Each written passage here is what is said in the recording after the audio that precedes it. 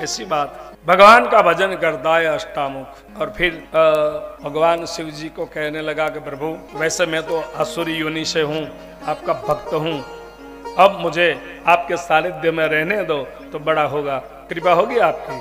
भगवान ने कहा रह जाओ, इतना बड़ा हिमालय है और क्या, रह गया। अब जैसा भी है मगर है तो आसुर।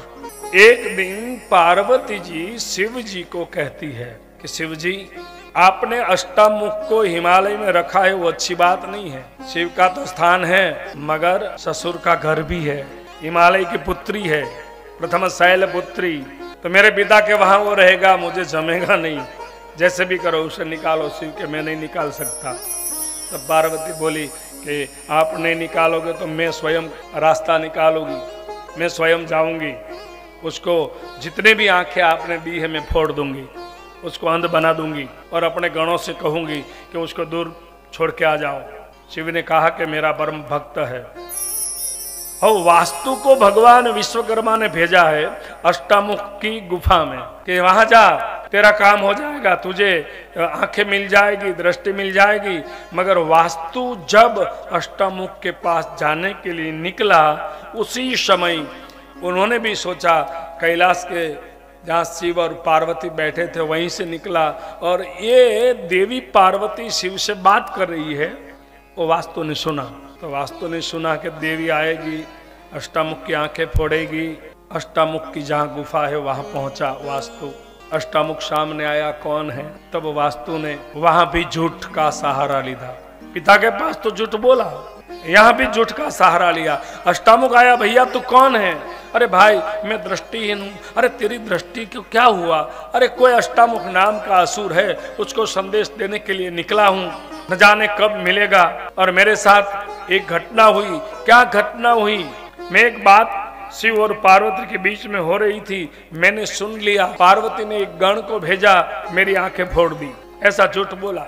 तो अष्टामुख कहने लगा भैया ऐसे क्या बात थी? अष्टामुख तो मैं ही हूँ। अरे तुम हो क्या? हाँ। कई लोग अपना काम निकालने के लिए झूठ बोलने में माहिर होते हैं, वास्तविकता कुछ और होती है। अष्टामुख ने कहा मैं ही अष्टामुख हूँ। तब वास्तु बोला मैं शिव और पार्वती का ये संवाद सुन रहा था, पार्वती देवी बोल रही थी कि असुर है अष्टामुख, उसकी आंखें मैं फोड़ दूंगी।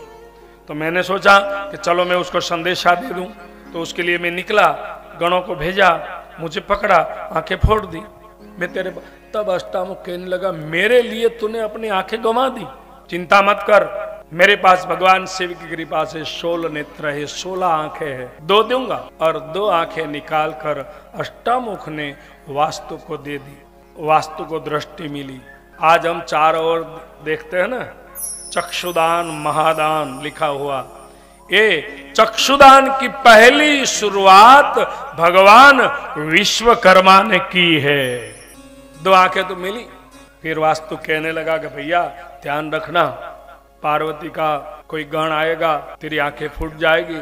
तो अष्टामुख ने कहा ऐसा कर भैया, 2 तो मैंने आपको दान में दे दिया, अब 14 बची है, ये 14 आंखें तू अभी ले जा अमानत के तौर पर। जब शिव के गण आएंगे, पार्वती भेजेगी, देखेगी कि मेरे पास तो एक भी आंख है नहीं, स्वयं अंधू, तो गण वापस चले जाएंगे। फिर मैं आपको बुलाऊंगा, मेरे 14 नेत्र अमानत के तौर पे आप रखो, उसी समय वापस दे देना। वास्तु को यही तो करना था, ले लिए। 2 तो दिया था, 14 लिया। और वास्तु ने वही 14 नेत्र, 2 तो मूल जगह पे 2 आंखें लगाई, 2 तालवे में लगाई, 2 खंभे पर लगाई, 2 घुटनों पर लगाई, 2 गाल पर लगाए, ऐसे हर जगह पे 2 हृदय के ऊपर लगाई, 2 ललाट में लगाए, 16 आंखें लगा दी। वास्तु को दृष्टि मिल गई, अष्टामुख अंध हो गया, कपट किया। भगवान विश्वकर्मा की कृपा से वास्तु पुरुष को 16 नेत्र मिले। जाना चाहिए भगवान विश्वकर्मा के पास कि प्रभु आपकी कृपा, मुझे दृष्टि मिल गई है। वहां नहीं गया, सीधा पाताल लोक में गया। क्यों? नाग लोक पाताल में रहते हैं, नाग कन्याएं पाताल में रहती है। वहां गया, जो भी नाग सामने आता है उसको मारने लगता है। सभी नाग देवता परेशान हो गए और शेष नारायण के पास आए, प्रभु कोई पुरुष आया है, बिना हमने कोई गुनाह तो किया नहीं है, बिनी वजह हमें पीटता है, हमें दुख देता है। शिष्य नारायण भगवान ने देखा कि विश्वकर्मा की कृपा है, भगवान विश्वकर्मा को याद किया। भगवान विश्वकर्मा आए, प्रभु कोई ऐसा पुरुष आया है बिना वजह हमें परेशान। तो भगवान ने कहा कौन है? अंधकासुर को भेजा, पकड़ के ले आओ। अंधकासुर पकड़ के ले आया। भगवान विश्वकर्मा ने देखा ये तो मेरा पुत्र है वास्तु, क्यों ऐसा करता है? तब वास्तु कहने लगा पिताजी मैं आपके पास झूठ बोला था, आपका झूठ ज्यादा टिकेगा नहीं, एक दिन तो सही आपको स्वीकार करना पड़ेगा। पहले झूठ नहीं बोला था, तो पहले बोला फिर बार बार, मगर एक समय आया कि अब भगवान के पास सही बोलना पड़ा। पहले ही बोल दिया होता कि ऐसे नाग कन्याओं ने साथ दिया है तो बात खत्म हो जाती, मगर एक झूठ कहीं झूठ करवाता है।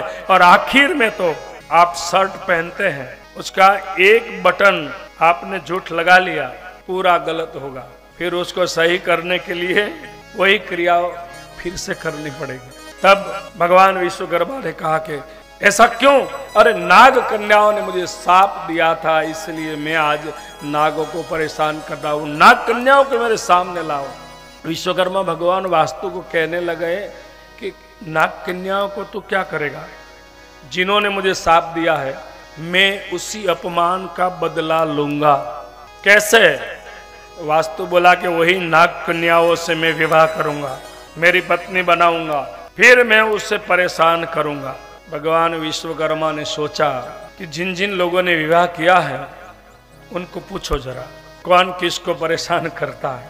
अच्छे अच्छे लोग विवाह के बाद, जब तक विवाह नहीं होता तब तक तो हम आजाद रहते हैं ना, जंगल के शेर के जैसे घूमते रहते हैं, मगर जब विवाह हो जाएगा तो पिंजरे में आ जाएंगे।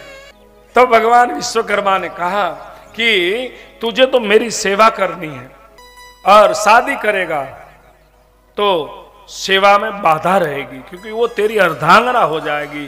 फिर आप गृहस्थी होंगे तो गृहस्थाश्रम वो श्रेष्ठ आश्रम है।